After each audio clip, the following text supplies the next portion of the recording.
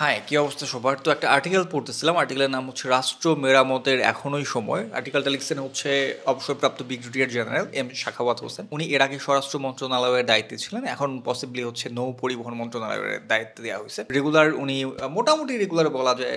প্রথম আলোতে উনি কলাম লিখতেন, এখনো লিখেন। উনার লেখাগুলো সবসময় চমৎকার। সেই ধারাবাহিকতায় উনি এখানেও লিখছেন এবং উনার এই কলামটার প্রাইম টার্গেট ছিল হচ্ছে যে রাষ্ট্র সংস্কার বিষয় নিয়ে কথা বলছে। এখন কথা হচ্ছে ভাই, রাষ্ট্র সংস্কারের তো হাজার খানেক জায়গা রয়েছে যেখানে হাত দেওয়া উচিত বা সংস্কার করা উচিত, বাট উনি প্রাইম কিছু জায়গার কথা বলছেন যেগুলো সংস্কার করা উচিত। সো উনার কথাবার্তা প্লাস হচ্ছে আমার নিজের মতামত প্লাস আমার ডিসকাশন বা একটু এক্সপ্লেইন করে বলার ট্রাই করবো, কারণ উনি যেহেতু ডিটেল তার উনি বলেন না, উনি জাস্ট সংক্ষেপে বলছেন। ওকে, উনি প্রথমে যে ব্যাপারটা প্রস্তাব করছে সেটা হচ্ছে ক্ষমতার বিকেন্দ্রীকরণ বা হচ্ছে যুক্তরাষ্ট্রীয় গভর্নমেন্ট বা ফেডারেল গভর্নমেন্ট। ল তো অনেকেই ডিটেইল অনেকেই বোঝেন না, সো আমি সাধারণ আমজনতার বোঝানোর স্বার্থে আমি বোঝানোর ট্রাই করতেছি। সেটা হচ্ছে গভর্নমেন্ট দুই টাইপের হইতে পারে, একটা হচ্ছে ইউনিটারি গভর্নমেন্ট আর একটা হচ্ছে ফেডারেল গভর্নমেন্ট। ইউনিটারি গভর্নমেন্টকে আপনি বাংলাতে বলতে পারেন যে এককেন্দ্রিক সরকার, আবার ফেডারেল গভর্নমেন্টকে আপনি বাংলায় বলতে পারেন যুক্তরাষ্ট্রীয় সরকার। আচ্ছা, ব্যাপারটা কি আসলে? এককেন্দ্রীয় সরকার হচ্ছে বাংলাদেশ যেমন ধরেন এককেন্দ্রীয় সরকার ছিল, মানে এখনো এককেন্দ্রীয়, পুরা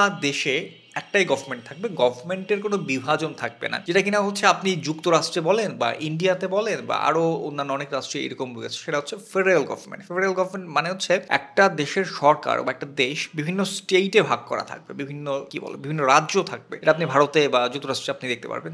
সো প্রত্যেকটা রাজ্যে আলাদা আলাদা গভর্নমেন্ট, আবার সব গভর্নমেন্ট মিলে একটা সেন্ট্রাল গভর্নমেন্ট, সেটা আলাদা। কিন্তু বাংলাদেশে তো এমনটা ছিল না বা এমনটা নাই এখনো, বাট উনি এটা প্রস্তাব করছেন। এই যে অবসরপ্রাপ্ত ব্রিগেডিয়ার জেনারেল সাখাওয়াত হোসেন, উনি বলতেছে যে বাংলাদেশকে 5টা স্টেটে ভাগ করে দেওয়া যেতে পারে। পূর্ব দিকে 2টা স্টেট, পশ্চিম দিকে 2টা স্টেট, আর মাঝখানে ঢাকায় থাকবে আরেকটা স্টেট। টোটাল স্টেট হবে 5টা। এরকম বাংলাদেশে যদি 5টা প্রদেশে ভাগ করে দেওয়া যায় তাহলে হচ্ছে ক্ষমতার বিকেন্দ্রীকরণ সম্ভব, ক্ষমতাকে ডিস্ট্রিবিউট করে দেওয়া সম্ভব। যেহেতু অনেক সময় অনেক ক্ষেত্রে দেশের অনেক এরিয়া কন্ট্রোল করা যদি পসিবল না হয়, সেক্ষেত্রে এই ক্ষেত্রে খুব ইজিলি কন্ট্রোল করা যাবে। অ্যান্ড আরেকটা ব্যাপার, যুক্তরাষ্ট্রীয় গভর্নমেন্ট বা ফেডারেল গভর্নমেন্ট বা এই যে স্টেট ওয়াইজ ভাগ করে যে গভর্নমেন্টগুলো, এই গভর্নমেন্টগুলো ন্যাচুরালি সাধারণত যেই রাষ্ট্রগুলো বড় থাকে, আকারে বড় থাকে, সেই রাষ্ট্রগুলোতে এই টাইপের ফেডারেল গভর্নমেন্ট থাকে। সাধারণত ছোট রাষ্ট্র, বাংলাদেশের মতো ছোট রাষ্ট্রতে এইরকমটা দেখা যায় না। বাট এখানে আরেকটা বিষয় মাথায় রাখতে হবে, সেটা হচ্ছে বাংলাদেশের জনগোষ্ঠী। বাংলাদেশের জনগণ কিন্তু অনেক।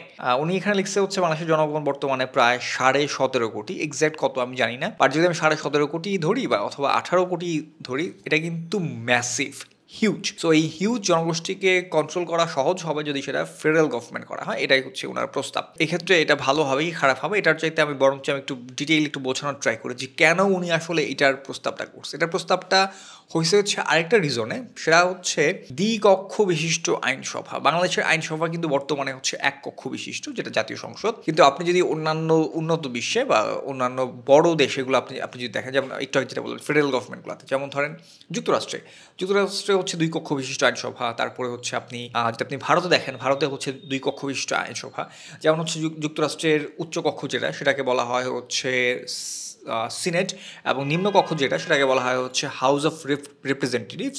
আর ভারতের ক্ষেত্রেও সেম, উপরের যে সভা সেটাকে বলা হয় হচ্ছে রাজ্যসভা, আর নিচের যেটা সেটা হচ্ছে লোকসভা। আবার হচ্ছে আপনি যদি যুক্তরাজ্যের কথা বলেন, ইউকের কথা বলেন, সেক্ষেত্রে হচ্ছে হাউস অফ লর্ডস এবং হাউস অফ কমন্স। যদিও এটা একটা ব্যাপার মাথায় রাখা লাগবে যে যুক্তরাজ্যও কিন্তু হচ্ছে আপনার এককেন্দ্রিক সরকার। দ্বিকক্ষ বিশিষ্ট আইনসভা করতে গেলে রাষ্ট্র যে অলওয়েজ ফেডারেল গভর্নমেন্ট হওয়া লাগবে এমন কিন্তু না। এককেন্দ্রিক সরকার হয়েও 2 কক্ষ বিশিষ্ট সংসদ করা পসিবল। একটা দেশ এককেন্দ্রিক হয়েও দ্বিকক্ষ বিশিষ্ট সংসদ করা পসিবল, যেটা হচ্ছে যুক্তরাজ্যে বিদ্যমান। এখন আসেন হচ্ছে যে দ্বিকক্ষ বিশিষ্ট আইনসভা, এই ব্যাপারটা কি বা কেন, মানে কিভাবে হয়, সেটা হচ্ছে যেটা বললাম যে একটা হচ্ছে উচ্চ কক্ষ থাকে, একটা হচ্ছে নিম্ন কক্ষ থাকে। ধরেন বাংলাদেশের 2 কক্ষ বিশিষ্ট সংসদ, যেটা হচ্ছে বিএনপিও প্রস্তাব করছে। দ্বিকক্ষ বিশিষ্ট সংসদ হইলে সেটা গণতন্ত্র রক্ষায় খুবই কার্যকরী হয়। যেমনটা আমি আপনাদেরকে ব্যাপারটা বোঝাই, ধরেন কথার কথা আমি কাল্পনিকভাবে ধরে নিই যে বাংলাদেশে একটা দ্বিকক্ষ বিশিষ্ট সংসদ আছে। তো সেই ক্ষেত্রে বাংলাদেশের যে নিম্নকক্ষ, সেই নিম্নকক্ষটা হবে হচ্ছে এরকম যে বাংলাদেশের যত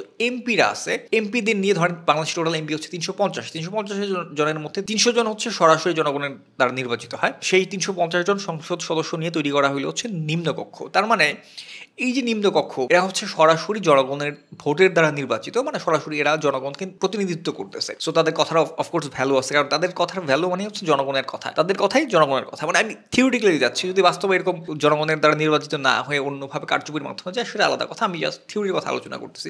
সরাসরি জনগণের ভোটে যারা নির্বাচিত হয়েছে এমপি, তাদের নিয়ে তৈরি করা হলো হচ্ছে নিম্নকক্ষ। এবার আসলে হচ্ছে উচ্চকক্ষ। উচ্চকক্ষে আসলে কারা থাকবে, যেটা কিনা ওয়ার্ল্ড ওয়াইড যেটা দেখা যায়, সেটা আপনি যুক্তরাষ্ট্রে বলেন বা সেটা আপনি ভারতে বলেন, যেটা দেখা যায় সেটা হচ্ছে এই যে উচ্চকক্ষে থাকে হচ্ছে দেশের প্রতিথ যশা লোকজন, যেমন ধরেন বিশিষ্ট অর্থনীতিবিদ, মানে রাজনীতি বিশেষজ্ঞ, বা ধরেন অর্থনীতি বিশেষজ্ঞ, বা ধরেন হচ্ছে আর্টিস্ট, বা হচ্ছে খুবই জ্ঞানীগুণী কিছু মানুষ যারা বিশ্বকে খুব ভালোভাবে বোঝে, বা অনেক ক্ষেত্রে যাদের স্পেশাল নলেজ থাকে, হইতে পারে সায়েন্টিস্ট, আরও উচ্চ পর্যায়ের জ্ঞানীগুণী লোকজনদের নিয়ে তৈরি করা হয় হচ্ছে উচ্চকক্ষ, যেটা আমেরিকাতে হচ্ছে সিনেট, ভারতে হচ্ছে রাজ্যসভা, ব্রিটেনে হচ্ছে হাউস অফ লর্ডস। সো বাংলাদেশে এরকমটা করা হতে পারে। যেমন ধরেন এই যে বর্তমানে অন্তর্বর্তীকালীন সরকারে যারা যারা মোটামুটি ধরেন উপদেষ্টা রূপে রয়েছেন, তাদের ম্যাক্সিমামই আপনারা খেয়াল করলে দেখবেন ম্যাক্সিমামই হয়তোবা ডিরেক্টলি ওরকম রাজনীতি এর আগে করে নাই, হয়তোবা হ্যাঁ রাজনীতির আশেপাশে ছিল, রাজনীতির সমালোচনা করছে, রাজনীতি বোঝে, তত্ত্বীয়ভাবে জানে, বাট সরাসরি রাজনীতিতে অংশগ্রহণ খুব একটা করে নাই। এরকম লোকজনই কিন্তু বর্তমানে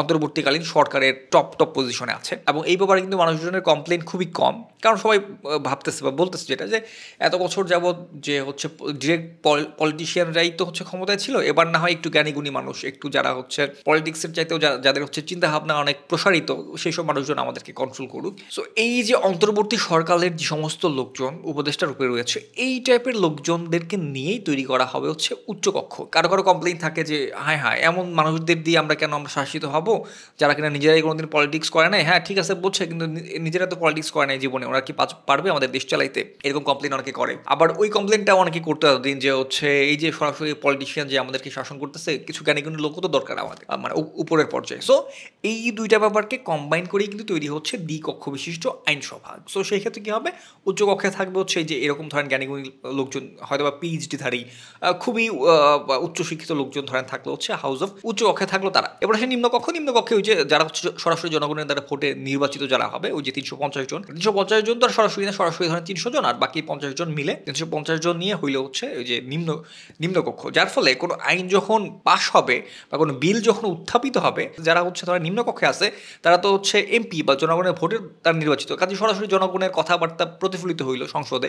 আবার যারা জ্ঞানীগুণী লোকজন আছে যারা হচ্ছে উচ্চকক্ষে, তারা হচ্ছে ব্যাপারটাকে মডিফাই করলো, বা তারাও তাদের চিন্তাভাবনা এখানে দিল। সো দুইটার একটা কম্বিনেশন বা হচ্ছে একটা ভারসাম্য রক্ষা হইলো। I think it's a good idea যদি করা পসিবল হয়, সংসদকে যদি দ্বিকক্ষ বিশিষ্ট করা যায়। আদৌ করা যাবে কিনা আই এম নট শিওর। যদি করা যায় সেটা ভালো একটা দিক হইতে পারে, কারণ ওই যে একচেটিয়া যে সরকার ব্যবস্থা, বা হচ্ছে ওই যে মানে বাংলাদেশের সংবিধানটা বর্তমানে এমন এক পর্যায়ে আছে, যেই ক্ষমতায় আসুক সেই হচ্ছে একনায়কে পরিণত হওয়ার পসিবিলিটি আছে, কারণ তত্ত্বাবধায়ক সরকার নাই। আর্টিকেল 70 নামে একটা খুবই বিতর্কিত একটা আর্টিকেল আছে। আপনি ধরেন আওয়ামী লীগ বা বিএনপি যেটাই হোক না কেন, আওয়ামী লীগ বা বিএনপি থেকে আপনি নমিনেশন নিছেন এবং সেই দল, আপনার দল ক্ষমতায় গেছে, সরকার হয়েছে, সংসদে হচ্ছে কোনো একটা বিল উত্থাপিত হবে এবং আপনি আপনার যে দল থেকে মনোনয়ন নিছেন, আওয়ামী লীগ ধরেন আপনি আওয়ামী লীগ থেকে মনোনয়ন নিছেন, সংসদে একটা বিল উত্থাপিত হবে, আপনি আওয়ামী লীগের বিপক্ষে ভোট দিলেন যে না এই আইনটা দেখে তো মনে হচ্ছে এটা জনস্বার্থ বিরোধী হবে, আইনটা খুব একটা সুবিধা হবে না, আপনি ভোট দিলেন যে না আইনটা পাস না হোক। এটা যদি করেন সাথে সাথে আপনার সংসদ সদস্যের পদ বাতিল হয়ে যাবে। এটা হচ্ছে আর্টিকেল 70, খুবই বিতর্কিত একটা আর্টিকেল। এই সমস্ত ব্যাপার স্যাপার সংবিধানে রয়েছে, তত্ত্বাবধায়ক সরকার নাই। সো এই সমস্ত কারণে যে কোনো সরকারই আসুক, সেটা একনায়কে পরিণত হওয়াটা জাস্ট সময়ের ব্যাপার। সো সংবিধানটাকে সংশোধন করতে হবে, বা অনেকেই প্রস্তাব করতেছেন যেটা পুনর্লিখন করতে হবে। যে সংবিধান নিয়ে আমি আরো আলাদা বিস্তারিত আরেকটা ভিডিও দেওয়ার ট্রাই করবো। যেখানে ছিলাম সেখানে ফেরত আসি। সো এই যে এই কলামটাতে উনি এম সাখাওয়াত হোসেন উনি আর যে কয়েকটা প্রস্তাবনা দিয়েছেন, সেটা হচ্ছে যে দ্বিকক্ষ বিশিষ্ট সংসদ, সেটার কথা উনি বলছেন। সো উনি যেটা প্রস্তাব করছেন যে বিচারপতি নিয়োগের ক্ষেত্রে একটা আলাদা একটা কমিটি গঠন করা যেতে পারে, বা একটা পর্ষদ গঠন করা যেতে পারে, সেই কমিটি থেকে হচ্ছে নিয়োগ দেওয়া যেতে পারে। যাই হোক, আজকের আলোচনার মূল বিষয়টা ছিল হচ্ছে আসলে যে দ্বিকক্ষ বিশিষ্ট আইনসভা, পাশাপাশি হচ্ছে যে ফেডারেল গভর্নমেন্ট বা হচ্ছে এক কেন্দ্রীয় গভর্নমেন্টের ব্যাপারটা আপনাদের কাছে ক্লিয়ার করা, এই ব্যাপারটাই ছিল মেইন এই আজকের আলোচনার বিষয়বস্তু। আই হোপ আমি চেষ্টা করছি বোঝানোর। তারপর যদি হচ্ছে কেউ ক্লিয়ার না থাকেন আমাকে কমেন্ট বক্সে বলতে পারেন। আমি দেখা গেছে আমি আমার সংবিধানের কোর্স আছে একটা, ওই কোর্সে হচ্ছে ডিটেল আমি যদিও বুঝাইছি, আপনার ইচ্ছা করলে আমার কোর্সেও জয়েন করতে পারেন। কোর্সের বিস্তারিত কথাবার্তা আমি আমার ডিসক্রিপশন বক্সে দিয়ে দেবো। যাই হোক, ভালো থাকবেন সবাই, গুড বাই।